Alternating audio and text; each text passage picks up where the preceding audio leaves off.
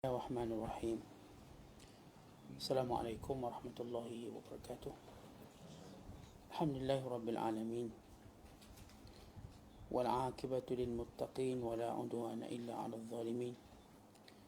Asyhadu an la ilaha illallah wahdahu la syarika lah. Wa asyhadu anna Muhammadan 'abduhu wa rasuluh. Allahumma salli wa sallim wa barik ala sayyidina Muhammad وعلى آله وصحبه أجمعين وبعد. وقال المصنف رحمه الله تعالى ونفعنا الله به وبعلومه في الدارين آمين. Berkata Imam Al-Allamah Syekh Abdul Qadir Al-Jilani, semoga Allah Ta'ala merahmatinya dan kita mendapat manfaat serta barakah ilmunya. Celaka engkau, apakah engkau tidak malu kepada Allah Azza wa Jalla? Engkau anggap wang ringgitmu sebagai Tuhan, dan itu sahajalah yang engkau fikirkan, sehingga engkau melupakan Tuhan sama sekali. Ingatlah nanti sedikit masa lagi engkau akan tahu ada diri dan hartamu. Buat anak-anakmu agar mereka dapat mengusahakannya sesuai dengan petunjuk syariat, supaya kemudiannya hatimu boleh bertawakal kepada Allah Ta'ala. Carilah rezekimu dan rezeki mereka daripada Allah, dan bukan dari perusahaan itu kelak. Kelak dia akan menurunkan rezekimu dan rezeki mereka pada tanganmu, sampai dia memberikan kurnianya, pendekatan dengannya dan kemesraannya pada hatimu. Dia akan mencukupkan tanggunganmu dan mencukupkanmu daripadanya. Dia akan mencukupkan mereka sesuai dengan kehendaknya dan bagaimana yang akan dia kehendaki di masa hadapan. Seraya dikatakan kepada hatimu, ini bahagianmu dan ini bahagian tanggunganmu. Ya, macam mana engkau boleh sampai ke makam ini sedang semua umurmu dalam membuat syirik kepada Allah, terlindung daripadanya dan terhalau dari rahmatnya? Engkau tidak pernah merasa puas dengan dunia dan terus mengumpulnya? Tutup semua pintu-pintu hatimu dan putuskan apa sahaja dari boleh masuk ke dalamnya, dan isikan di dalamnya ingatanmu kepada Allah Azza wa Jalla sahaja. Kemudian bertaubatlah satu demi satu terhadap apa yang sudah engkau lakukan dari kesalahan, dengan rasa sesalan demi sesalan dari keberanianmu membuat kesalahan itu dan kurang sopanmu ketika melakukannya. Perbanyakkan tangisan kerana mengenang semua perkara yang lalu. Kemudian bantu orang-orang yang susah dan yang tidak punya dari sebahagian hartamu. Jangan lokek lagi, kerana sedikit masa lagi engkau akan meninggalkan semua itu. Orang mukmin yang yakin bahawa dia akan meninggalkan semua kepunyaannya di dunia dan di akhirat tidak akan lokek lagi. Ada suatu berita daripada Nabi Isa AS bahawa dia pernah berkata kepada Iblis laknatullahi alaihi ke atasnya, mukmin yang macam mana yang lebih engkau sukai? Jawabnya, mukmin bakhil. Tanya Nabi Isa lagi, siapakah orang yang paling engkau benci sekali? Jawabnya, orang fasik yang murah hati. Tanya Isa lagi, apa sebabnya? Jawab Iblis, sebab aku mengharapkan si mukmin yang bakhil itu akan digelincirkan kebakhilannya itu kepada maksiat, dan aku bimbang dari orang fasik yang murah hati akan dipadamkan semua keburukannya itu dengan sebab kemurahan hatinya. Jadi bekerjalah di dunia kerana dunia yang mengikut petunjuk syariat, kerana disyariatkan. Berusaha itu agar dapat diperbantukan hasilnya ke jalan membuat ketaatan kepada Allah Ta'ala. Tetapi engkau pula bila berusaha dan mendapat hasilnya, engkau perbantukannya dengan membuat maksiat terhadap Allah Ta'ala. Bagaimana ini? Engkau tinggalkan solat, engkau tinggalkan perbuatan kebajikan, engkau tidak keluarkan zakatnya, maka sebenarnya engkau berada dalam maksiat, bukan taat. Samalah perusahaanmu itu macam perusahaan perompak yang merompak harta orang yang berlalu lalang. Sampailah datang maut. Maka ketika itu orang yang benar-benar mukmin akan merasa senang lenang. Manakala orang kafir dan munafik akan merasa susah payah. Nabi SAW bersabda, bila mati seorang mukmin, dia akan bercita-cita kalau boleh dia tiada hidup di dunia walau sesaat sekalipun, disebabkan dia mendapati kemuliaan yang diberikan Allah Ta'ala kepadanya. Di mana orang yang bertaubat, yang kekal dalam taubatnya? Di mana orang yang benar-benar malu pada Tuhannya? Di mana orang yang terus memerhatikan segala gerak-gerinya dan hal keadaannya?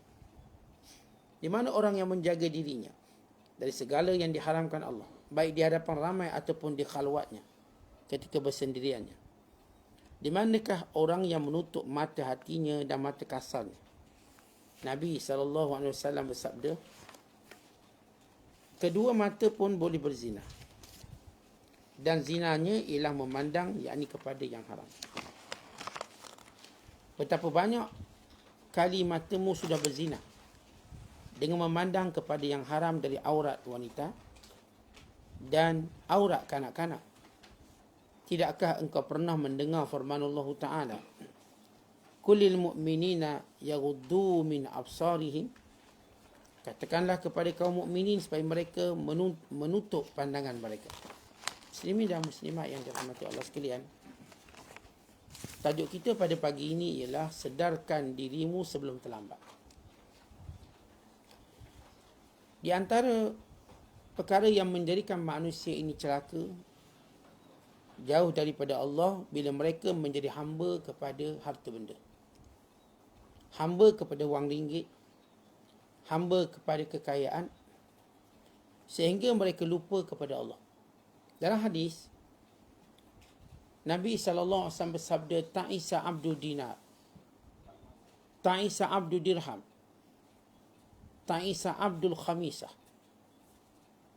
Ta'isa abdul khamilah. Celakalah, kata Rasulullah, hamba kepada wang emas. Celakalah hamba kepada wang perak. Celakalah hamba kepada pakaian, fashion. Celakalah hamba kepada perhiasan. Bila Nabi SAW menyebut celaka, ta'is, ialah perkataan laknat. Allah melaknatnya, Allah mencelakakannya. Siapa? Orang yang menjadi hamba duit, sama ada dinar, emas atau perak. Menjadi hamba pakaian atau fashion. Menjadi hamba kepada perhiasan. Kita sebut perkataan khamilah, yakni kapek, yang menampakkan seorang itu berprestij. Kata ulama' bahawa kecelakaan ini bukan pada 4 perkara itu sahaja. Semua orang yang mempunyai sifat lalai daripada ingat Allah, maka celaka. Celakalah hamba kereta, celakalah hamba rumah, celakalah hamba kawan-kawan, celakalah hamba Facebook, celakalah hamba Instagram, celakalah hamba Twitter. Sebarang benda yang menjadikan kita jauh dari Allah, maka ianya dilaknat oleh Allah. Dan hadis Nabi kata, ad-dunya mal'aunatun wa mal'aunun ma fiha. Dunia ini asalnya dilaknat oleh Allah, dan segala isinya dilaknat oleh Allah, illa, melainkan zikrullah wa ma walah, melainkan ingatan pada Allah dan ketaatan kepadanya. Aw aliman aw muta'alliman, atau orang alim yang mengajar manusia mendekatkan diri pada Allah, atau orang yang belajar untuk dekat diri pada Allah. Baik, bukan bermaksud harta itu celaka, tidak. Yang dimaksudkan sikap dan perangai. Orang-orang yang bila mana dia bermuamalah dengan duniawi, dia menjadi hamba kepada dunia. Bagaimana seorang menjadi hamba kepada dunia? Yang pertama, bila mana dia memperolehinya secara yang diharamkan oleh Allah, sehingga dia lupa untuk tunduk pada syariat. Guna dengan cara rasuah, dengan cara mencuri, merompak. Yang kedua, bila mana apa yang diperolehinya melupakan dia daripada perintah Allah. Dia lupa sembahyang, dia lupa untuk puasa, dia lupa untuk berzakat, dia lupa. Maka ini juga celaka. Dan celaka bila apa yang diperolehinya juga menjadikan dia sombong. Tadi dia ambil daripada yang haram. Yang kedua, jadikan dia lalai daripada perintah Tuhan. Yang ketiga, menjadikan dia sombong. Sombong terus merendah-rendahkan orang lain. Kalau dia ada duit banyak, dia rendahkan orang tak ada duit. Kalau pakaian dia cantik, dia rendahkan pakaian yang tak cantik. Kalau rumah dia agam, dia rendahkan rumah setinggal. Maka ini celaka orang ini. Sebab dia sudah menjadi hamba kepada makhluk yang bernama dunia. Sebab Allah Ta'ala mengharamkan kita menghina sesiapa pun. Kerana setiap orang yang berbeza ini, dia diuji oleh Allah. Yang miskin sedang diuji. Yang sakit sedang diuji. Yang tidak cerdik sedang diuji. Yang cerdik juga sedang diuji. Maka tak patut kita menghina sesiapa. Membimbing, menasihati, maka itu memang dianjurkan oleh Islam. Kita bimbing tak apa, kita nasihat tak apa. Bercakap dengan percakapan yang baik, okey. Tapi bila kita sombong, kita menjadi celaka dengan apa yang kita ada. Sebab tu siapa pun yang sombong dengan dunia yang dia ada, dia pun akan jatuh. Dia tak tunggu lama.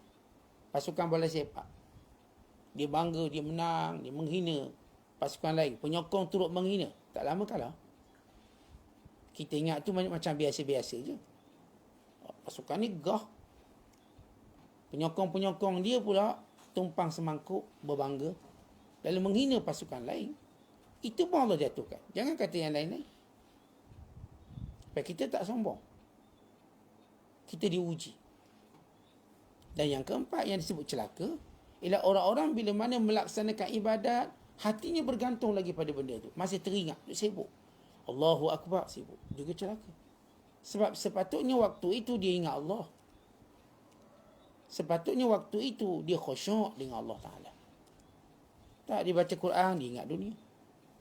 Dia Allah Akbar sembahyang, dia ingat dunia. Maka celaka benda itu. Sebab ia melalaikan ataupun mengganggu kekhusyukan. Celaka kerana kita perolehi cara haram. Celaka kerana dia melalaikan kita daripada perkara wajib, tak keluar zakat atau sebagainya. Celaka yang menjadikan kita sombong. Celaka yang menjadikan waktu kita ingat Allah, kita tak boleh ingat Allah. Dan celaka juga bila kita menganggap benda ini semua yang menentukan hala tuju dan juga matlamat kita. Kita rasa dengan duit kita akan boleh buat benda tu, benda ni. Kita lupa kuasa Allah. Kita lupa kehendak Allah, kita lupa takdir Allah. Tuan-tuan sekalian, Allah tunjuk. Yang ada kuasa tak boleh guna kuasa dia untuk menyelamatkan dia daripada takdir Allah. Yang ada harta juga begitu.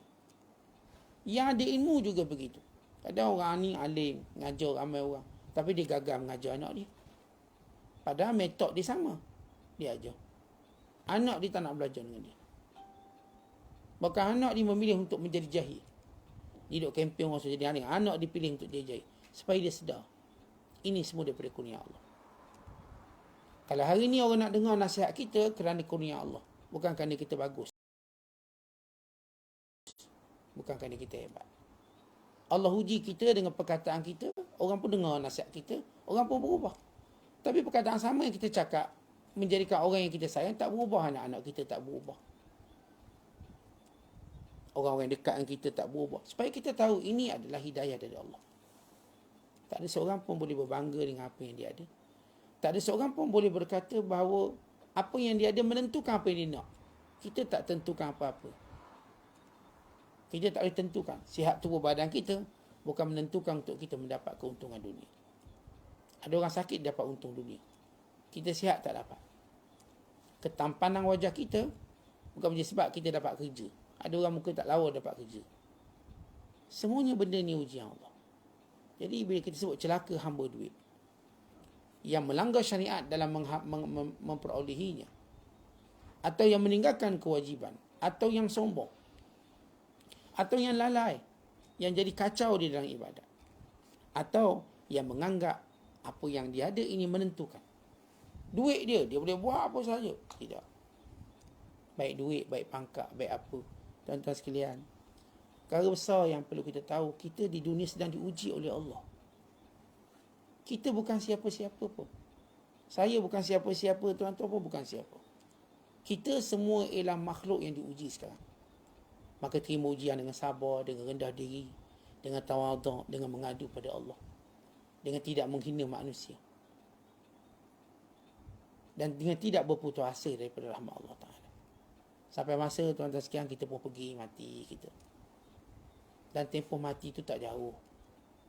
Hari ini kita buka mana-mana maklumat, kita pun dengar kawan-kawan kita mati.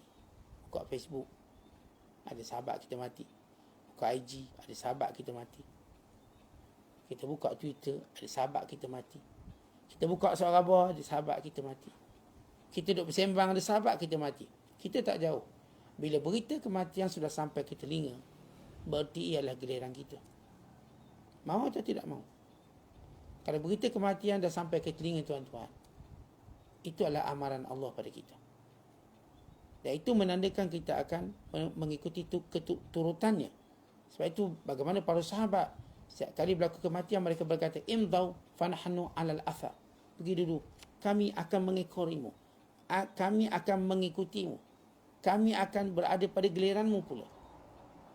Kata mereka pergi, wa nahnu ala athar. Kita dalam langkah seperti mereka. Dan sebab itu jangan kita menjadi orang yang celaka di harta dunia. Kemudian kata Syekh lagi, celaka engkau, tinggalkan perniagaanmu, serahkan pada anakmu. Baik, kenapa Syekh menyebut begini? Tuan-tuan sekalian, bila kita cari harta, kita macam tak tahu limitation ataupun waktu-waktu yang perlu kita berhenti. Kita kalau kerja kerajaan, okey, umur 55 pencen. Kita kalau kerja tentera, lepas 21 tahun khidmat, pencen. 10 tahun, 21 tahun.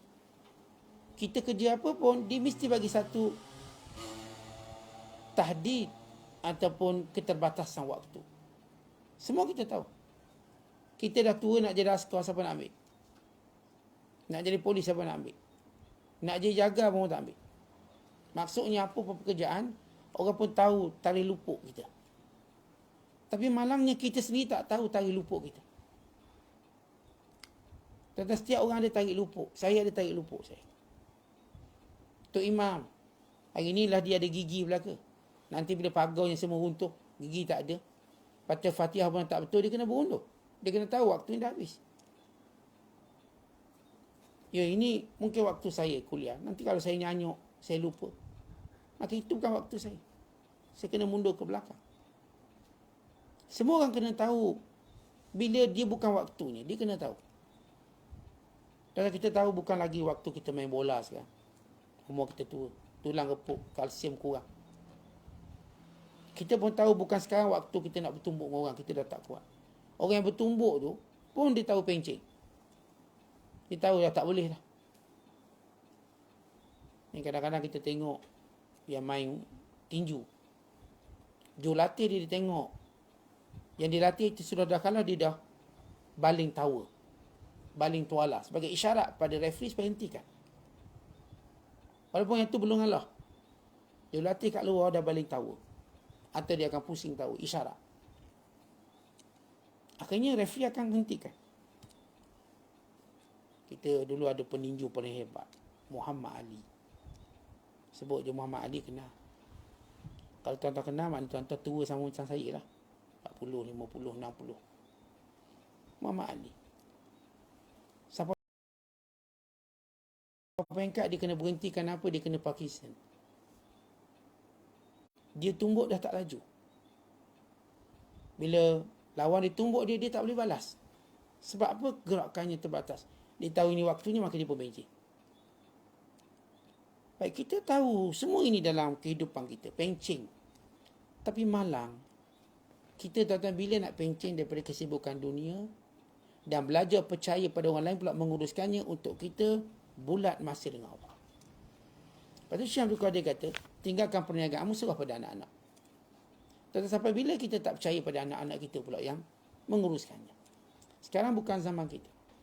Siapa pun, Tok Imam, Ambil contoh tu imam.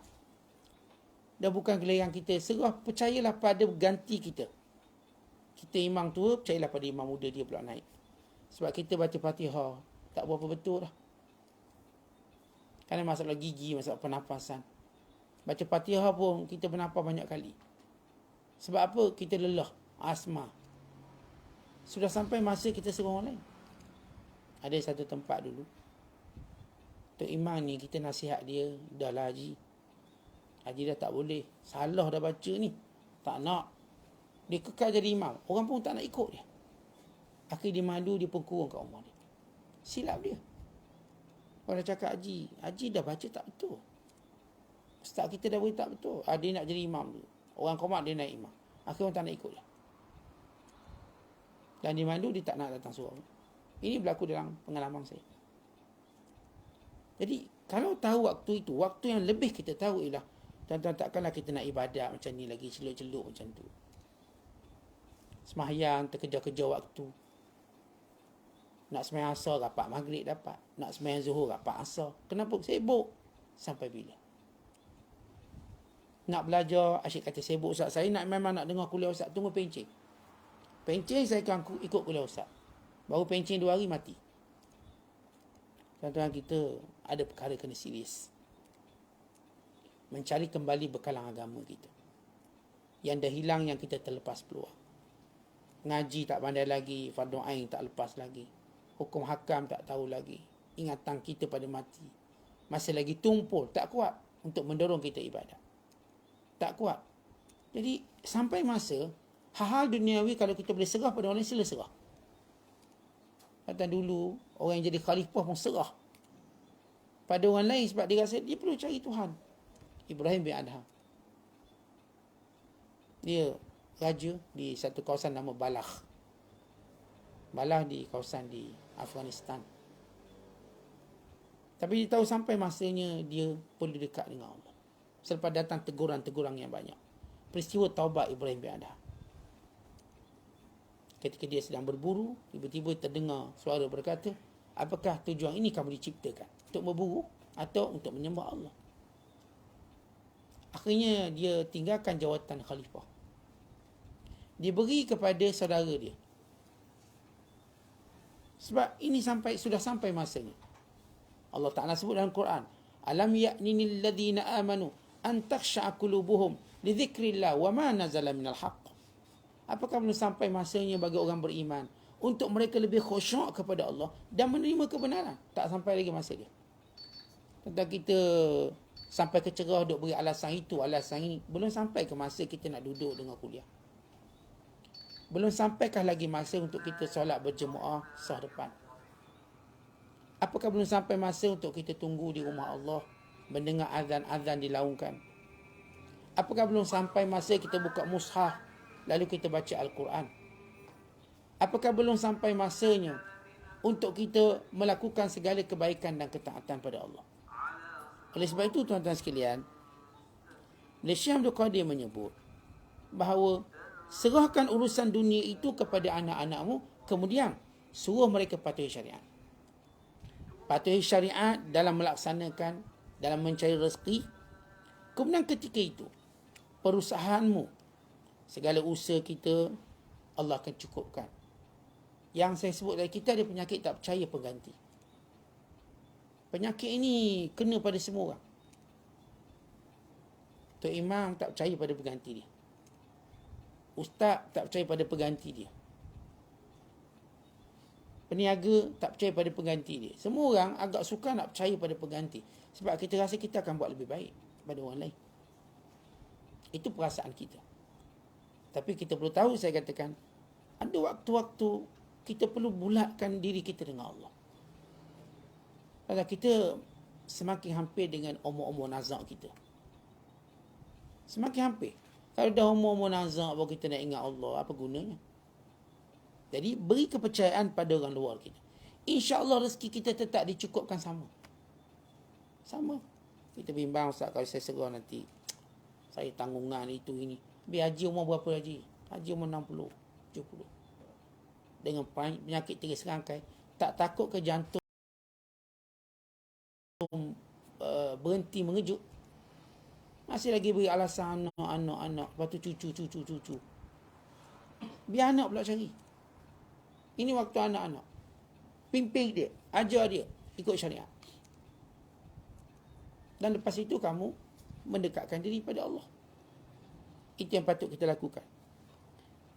Kemudian kata Syekh Abdul Qadir, memang kamu tak akan sampai ke makam ini selagi mana kamu ini syirik pada Allah. Apa maksud syirik? Tak percaya pada Allah. Tak percaya sudut mana? Tuan-tuan, kita ni tak percaya dengan buat perintah Allah, kita tak akan disia-siakan. Kalau saya tinggalkan yang haram, rezeki saya tak akan kurang. Percayalah. Kalau saya tinggalkan kesibukan dunia, keperluan saya tetap dicukupkan oleh Allah. Percaya. Kenapa kita syirik? Tak boleh, Ustaz. Ni kalau tak buat memang susah. Mesti susah. Mana kepercayaan kita pada Allah? Tuan-tuan, bila kita buat kerja Tuhan, bila kita buat kerja yang Allah perintahkan, Allah kata apa? Wa man yatawakkal 'ala Allah fa huwa hasbuh. Inna Allah balighu amrih. Qad ja'ala Allahu likulli syai'in qadara. Siapa yang menyerahkan urusannya pada Allah, Allah akan cukupkannya. Dan Allah akan menyampaikan segala keinginan dan matlamat. Inna Allah balighu amrih. Semua benda dia nak tu capai. Kata selama ni kita buat tak capai juga. Yang selama ni kita buat dengan lalai pada Allah, capai ke matlamat? Tak capai juga. Tak dapat juga apa yang kita nak. Maka sudah sampai masa untuk kita memberi masa yang lebih banyak kepada Allah. Demi kepentingan kita juga, Allah tak perlukan kita, kita perlukan Allah. Antumul fuqara. Kamu yang memerlukan Allah.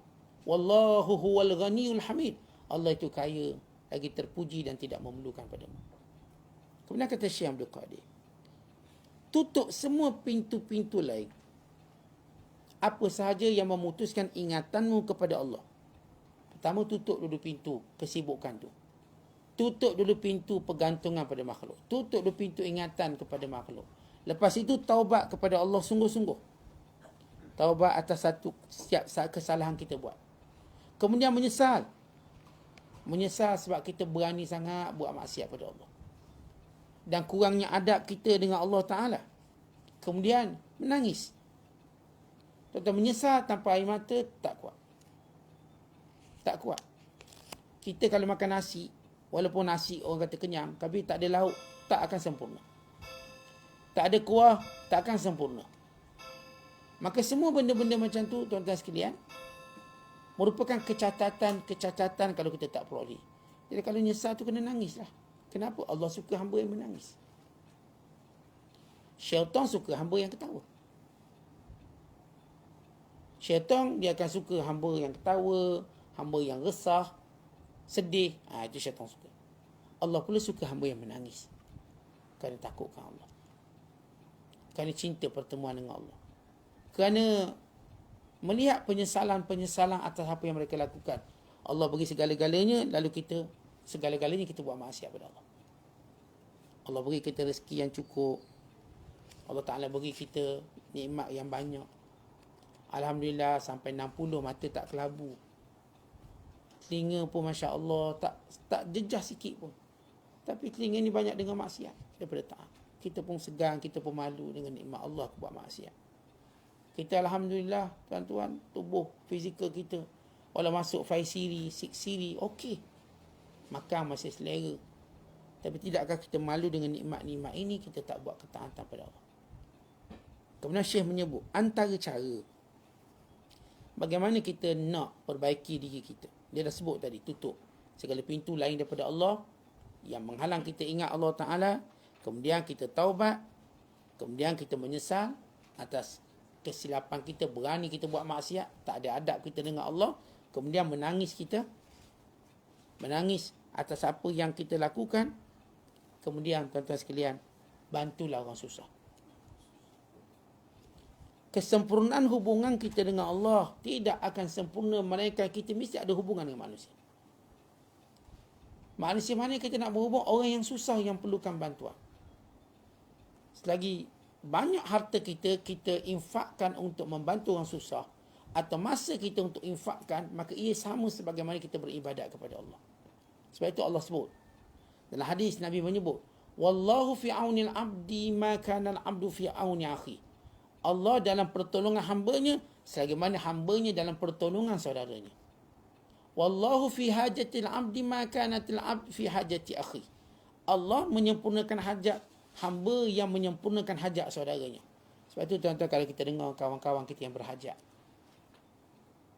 sama ada hajat dia kerana susah atau hajatnya, kita dengar dia cuma selera, dia rasa macam nak makan nasi kerabu, kita cepat-cepat cari memenuhi hajat dia. Kita dengar kawan-kawan kita rasa dia nak makan pula, ni anak sotong pula, cari anak sotong. Kita dengar sahabat-sahabat kita ni, kita dengar orang-orang bawah kita, dia baru rasa nak sesuatu, kita tolong dapatkan. Kenapa? Menggembirakan orang beriman, antara amalan yang Allah suka. Apatah lagi orang yang memang susah. Dia perlukan belanja rumah tangganya tak cukup, belanja pendidikan anak-anak tak cukup, mungkin diperlukan kos itu, kos ini. Maka kita patut orang segera membantu. Kalau tak boleh bantu semua, tapi kita tunjuk bagaimana kita prihatin. Allah suka. Allah Ta'ala suka mana-mana orang yang menunjukkan keprihatinan. Sebab itu kata Syekh Abdul Qadir, jangan loket, jangan kedekut. Orang yang kedekut syaitan suka. Orang yang pemurah walaupun difasik, syaitan benci. Sebab apa? Nabi Isa tanya, kenapa? Sebab orang yang kedekut ada di baik, lama-lama dia akan tergelincir pada maksiat. Kan sebenarnya orang-orang yang cuba melepaskan harta ni daripada hati, maka dia membuka hatinya untuk mendapat hidayah Allah. Tapi orang yang menutup pintu hatinya untuk infakkan harta, dia sebenarnya menutup hidayah Allah daripada sampai kepadanya. Walau dia dah baik, akhirnya dia jadi buruk. Tentang korung tu asal dia baik. Korung ni bukan asal jahat, baik. Tapi yang jadi jahat tu kenapa? Antaranya kerana dia kedekut. Dia tak nak bantu Bani Israel yang susah.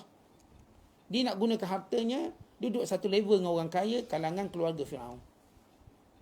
Kan ada orang, dia ada duit banyak, dia perlu beli baju jenama, yang kita dah sebut dalam hadis tadi, dia beli kenderaan jenama untuk diduduk satu level dengan geng-geng ni. Bukan dia nak tengok orang miskin, tak nak tengok ni. Dia cuma rasa susah hati kalau dia tak boleh ikut level orang tu. Orang pakaian ni, dia nak pakaian tu. Orang pakaian ni, dia nak satu level supaya dia dalam kategori. Ini kelab jutawan. Ini kelab hartawan. Ini kelab bonus wang, yang dapat bonus banyak. Ini. Mana pandangannya pada fakir miskin? Tak, saya tak nak level dengan dia. Bukan kalau dia jumpa orang miskin untuk diberitahu, ni baju saya mahal, ni baju saya setahun gaji awak. Tetapi bukan begitu cara kita. Kalau Allah berikan lebihan harta, yang pertama kita tengok orang ialah orang yang kekurangan. Bukan kita terus menempatkan diri kita orang satu level kita. Nak pergi duduk dengan level-level orang berilmu, untuk kata, oh saya berilmu sekarang. Dah kamu ada ilmu, pandanglah orang jahil, didik sampai dia pandai. Yang ada harta, tengoklah orang miskin, cukupkan keperluannya. Apa pun kita ada, kita cepat-cepat tengok ke bawah. Kamu ada kuasa, tengoklah rakyat marheng ni. Oh, duduk jaga orang atas juga.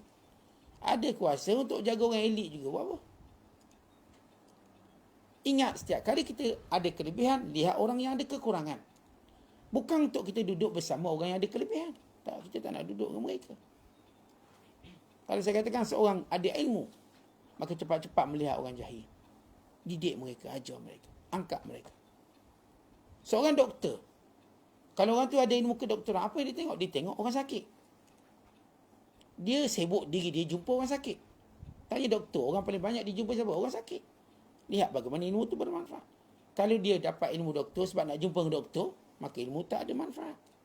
Sebab ilmu kamu untuk jumpa orang sakit. Kamu nama doktor pakar, memang tiap-tiap hari kamu jumpa orang sakit. Orang sakit, orang mati. Orang sakit, orang mati. Maka kamu jalankan tugas. Kalau orang tu alim, kerja dia tiap-tiap hari kena jumpa orang jahil. Kalau orang tu kaya, kerjanya tiap-tiap hari mesti jumpa orang miskin. Itu kerja dia. Kalau orang tu ada kuasa, kerjanya tiap-tiap hari cari orang lemah. Sebab itu kata Abu Bakar Siddiq, yang lemah di kalanganmu, kuat di sisiku, sehingga aku memberi haknya. Siapa pun lemah, aku letakkan keutamaan, sehingga aku beri hak dia. Dia dapat hak dia, maka lepas tanggungjawab aku. Ini rakyat yang belum ada rumah, maka tanggungjawab saya, beri dia rumah atau memudahkan urusan rumah. Ini rakyat yang tak ada pekerjaan. Tanggungjawab saya sebagai pemerintah. Beri dia ruang pekerjaan. Ini rakyat yang belum ada tanah. Tanggungjawab saya beri dia tanah. Artinya, seorang jadi pemimpin, pertama dia kena tengok bawah. Kalau dia tengok sama-sama elit dia yang akan terus pertahankan kuasa dia, dia tak akan memerintah dengan baik. Dia ingat, kita kalau ada kelebihan, tengok ada kekurangan. Bukan cuba menempatkan diri kita di kalangan orang-orang yang lebih. Supaya kita lebih popular dan glamour. Bukan. Sebab tu kata Syekh Abdul Qadir. Dia bawa dialog tanyaan Nabi Isa dengan Iblis. Siapa Iblis paling marah? Orang yang pemurah. Walaupun dia tak baik. Sebab lama kelamaan orang ni akan dapat hidayah. Sebab tu tuan-tuan tak patut kita orang beriman. Kita orang yang sudah memperbaiki iman. Tapi masih kedekut, masih berkira-kira dengan duit.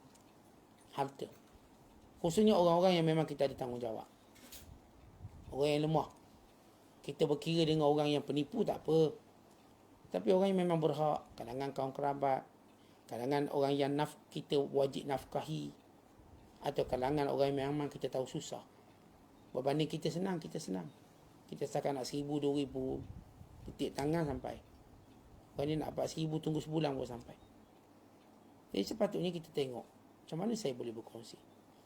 Sebab tu kita pernah kata, tuan-tuan. Dia cerita kat dunia ini, miskin dan kaya tak mungkin berhenti. Orang kaya tetap ada, orang miskin tetap ada. Tapi kita nak satukan orang kaya dengan orang miskin dengan, pertama, dengan perkongsian. Orang kaya boleh kongsi. Yang pertama ialah adlul umara, keadilan pemimpin. Yang kedua, ilmu ulama, ilmu para ulama. Yang ketiga, sakhawatul aghniya, pemurahnya orang kaya. Yang keempat ialah da'watul fuqara, doa orang miskin. Dunia ini jadi stabil, jadi kuat dengan 4 rukun ini. Rukun pertama, pemerintah yang adil. Rukun kedua, ulama yang menyebarkan ilmu. Rukun ketiga, orang kaya yang melimpahkan sifat pemurah. Rukun keempat, orang miskin yang tidak lokek berdoa kepada orang kaya. Doakan. Tak payah tunggu orang kata, doalah sikit untuk saya. Tak payah, saya akan doakan. Sebab awak tolong saya akan doakan. Moga Allah tak sia-siakan amalan awak. Kalau awak lakukannya kerana riak, semoga Allah ikhlaskan awak. Kata ada orang kata, Ustaz, orang derma nunjuk-nunjuk riak ni Ustaz. Tak elok. Saya kata gini, mungkinlah. Kalaupun. Sebab kita tak tahu hati orang, tuan-tuan. Kita tak hukum. Kalau kita cakap kalau. Kalaupun orang tu dia riak lalu ditolong orang miskin. Dia berkat doa orang miskin, dia akan jadi ikhlas. Kalaupun orang tu memanglah dia bagi tu riak, katakan. Tapi kerana doa orang miskin pada dia, ya Allah, dia telah mencukupkan keperluanku. Engkau cukupkan keperluannya, engkau pelihara dia. Maka Allah jadikan dia ikhlas. Tentang banyak mana amalan yang asalnya riak dibuat akan jadi ikhlas. Sebab itu jangan diperkecilkan doa fakir miskin. Doa mereka kuat. Itu saya katakan orang-orang yang miskin. Jangan lupa untuk doa. Kepada orang-orang kaya yang memang mengambil berat pada kita, doa. Semoga Allah sihatkan tubuh badannya. Allah jadikan dia sebagai payung pada ummah ini dan lain-lain. Kemudian kata Syekh, bekerjalah di dunia mengikut petunjuk syariat. Ikut syariat. Usaha nak dapat apa pun ikut syariat. Jangan tinggal solat. Jangan sampai kita tak keluar zakat. Jangan gunakan nikmat dalam buat maksiat. Maka semua benda ini macam kita merompak harta orang. Tentang umpama kita cari rezeki. Tapi tak buat, tak solat, tak zakat. Macamlah kita rompak harta orang.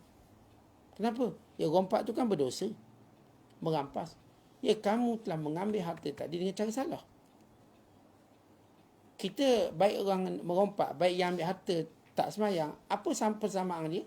Persamaan dia melakukan ataupun dia memperoleh harta dengan cara yang salah. Yang ni cara ambil orang, yang ni cara menggugurkan kewajiban yang Allah fardukan. Sebab itu jangan lupa. Jangan sampai kita akan menyesal nanti. Orang mukmin sentiasa Allah berikan kesenang lenang dan ketenangan. Orang kafir akan susah payah dan akan resah.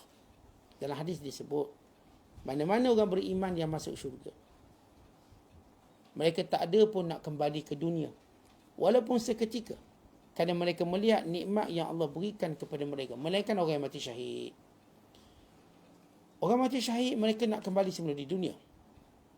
Kenapa? Apakah tidak sedap? Tidak banyak nikmat yang Allah beri pada mereka? Banyak, tapi kerana seronoknya mati syahid. Lain pada itu, semua orang beriman bila mati dia tak nak hidup balik. Walaupun satu saat. Sebab itu kita kata tak betul orang kata roh balik rumah. Sebab orang kalau dia betul beriman, dia tengok layanan Allah pada dia, nikmat, dia tak nak balik. Contoh kita kadang-kadang masuk mall pun dah tak nak balik rumah, baru masuk mall. Masuk pusat beli belah, tak nak balik rumah. Abang boleh tak kita balik lusa? Lusa nak balik. Banyak nak beli ni. Kita pergi tempat menarik, lupa rumah. Ini kan pula pergi ataupun berada dalam syurga Allah, dalam nikmat Allah. Tentu orang beriman masuk dalam kubur, dilapangkan, diberikan segala nikmat syurga dalam kubur lagi, dia tak nak balik ke dunia. Saat dia balik air raya, dia jenguk. Tak ada, dia tak baliknya. Sebab apa? Kata Rasulullah, tak ada orang pun nak kembali semula ke dunia. Walau satu saat. Takkan. Tapi kalau dia orang munafik, maka dia nak kembali. Kemudian Syekh Abdul Qadir menyebut akhir tajuk kita ini ialah bentengi diri kita daripada buat maksiat. Dan maksiat yang paling utama yang kita jaga ialah maksiat mata kita. Kata mata ni ialah satu anggota yang penting dalam hidup kita. Sebab daripada mata ini keluarnya tangisan. Tapi ingat, mata ini juga penyebab kepada banyak maksiat. Antaranya zina. Hatta Nabi SAW menamakan, melihat yang haram itu cukup Nabi namakan zina. Padahal zina itu kita maklum. Kerana bahaya pandangan mata. Sebab itu, tuan-tuan sekalian, untuk kita dapat segala kebaikan ini, maka belajar tundukkan pandangan kita. Seolah-olah orang yang berjaya tundukkan pandangan, maka Allah Ta'ala akan buka segala ruang hidayah yang banyak kepada dia, sehingga dia nampak kebenaran itu kebenaran, kebatilan itu kebatilan. Wallahu a'lam bishawab. Assalamualaikum warahmatullahi wabarakatuh.